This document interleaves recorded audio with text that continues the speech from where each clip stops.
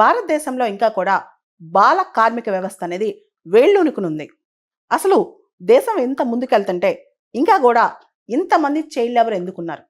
మనం చూస్తే గనక హైదరాబాద్లో బ్యాంగిల్ మేకింగ్ ఇండస్ట్రీ, గజియాబాద్లో గ్లాస్ మేకింగ్ ఇండస్ట్రీ, కాశ్మీర్లో తివాచి మేకింగ్ ఇండస్ట్రీ, శివకాశీలో బాణాసంచా ఇండస్ట్రీ, ఇలా చాలా వాటిలో ఇంకా పసిపిల్లలతో పనిచేస్తున్నారు.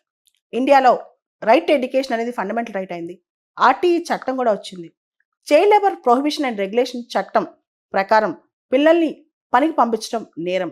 ఇన్ని వచ్చినా సరే భారతదేశంలో 2011 సెన్సస్ ప్రకారం 43,53,000 మంది బాల కార్మికులు ఉన్నారు. దానిలో దాదాపు 80-90% మంది అణగారిన వర్గాలకు చెందిన పిల్లలు. అంటే ఎవరైతే ఎస్సీ ఎస్టీ పిల్లలు ఉంటారో ఎక్కువ మంది వాళ్లే ఉన్నారు. అంటే ఎకనమిక్ ఇన్ఈక్వాలిటీ అనేది సోషల్ ఇన్ఈక్వాలిటీ వల్ల కూడా ఎక్కువైపోతుందంట.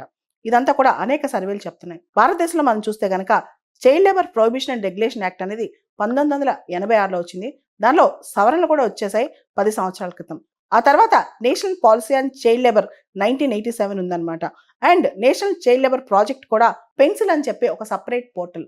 అంతేందుకు బచ్పన్ బచావో ఆందోళన అని చెప్పి కైలాస్ సత్యార్థి గారు ఎక్కడైతే చైల్డ్ లేబర్ ఉందో ఆ వ్యవస్థల దగ్గరికి వెళ్ళి ఆ ఇండస్ట్రీస్ దగ్గరికి వెళ్ళి పోరాడితే అక్కడ ఆయన కొట్టి కూడా పంపించారనమాట.